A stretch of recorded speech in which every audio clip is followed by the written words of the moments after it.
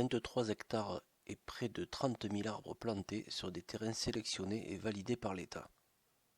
Nous commençons par la fin, pas forcément visible, et les mesures mises en place au titre de la compensation environnementale après l'exploitation d'une parcelle de production forestière de pin pour la création du projet.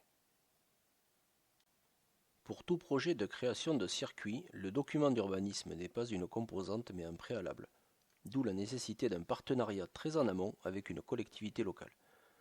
Que l'on soit sur de l'asphalte, de la terre ou du sable, le support est différent mais la méthodologie reste identique, du diagnostic initial du site à sa mise en service en passant par les négociations avec l'autorité administrative, l'étude d'impact ou encore la définition des mesures compensatoires.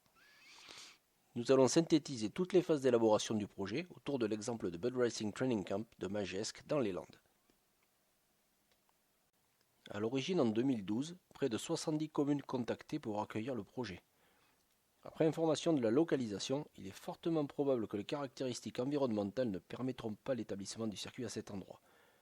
Visite rapide et gratuite, confirmation du diagnostic et tout est à reprendre à zéro à un autre endroit, avec une approche participative radicalement différente soumise aux porteurs de projet.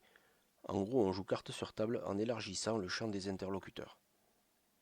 Dès le départ, cet état des lieux sommaire est soumis à l'autorité administrative via le formulaire cas par cas, afin de présenter le projet, le contexte de l'état initial du site et connaître le niveau d'exigence de l'administration par rapport aux mesures compensatoires liées au défrichement. On est encore bien loin des premiers tours de roue, mais c'est une première phase essentielle où l'administration est considérée comme un partenaire d'élaboration du projet et non comme un juge qui interviendra à la fin de la procédure d'instruction. 4 éléments vont avancer de concert en parallèle à l'élaboration du PLU et l'adaptation du zonage. Un cadrage du projet avec Bud Racing afin de définir ce qui est réalisable, ce qui ne l'est pas et ce qui est faisable sous conditions. La division cadastrale de la parcelle concernée afin que la perte de production forestière et donc les compensations exigées avec un coefficient pouvant aller de 1 à 5 ne portent que sur une partie de l'enveloppe foncière. Enfin, le diagnostic de l'état initial du site sur plusieurs saisons, inventaire exhaustif et support de l'étude d'impact. Recensement de la faune, études floristiques, hydraulique de surface et eau souterraine, érosion, fonctionnement écologique global, bruit, établissement des compensations sont quelques-uns des aspects de l'étude d'impact. Ça, c'est pour la partie théorique. En pratique, 2 années un peu chaotiques, 7 versions de l'étude d'impact, des exigences parfois déconnectées de la réalité du terrain, mais la garantie de conserver les parcelles validées par l'État pour les plantations de compensation jusqu'à l'enquête publique qui se synchronise presque avec la validation du PLU.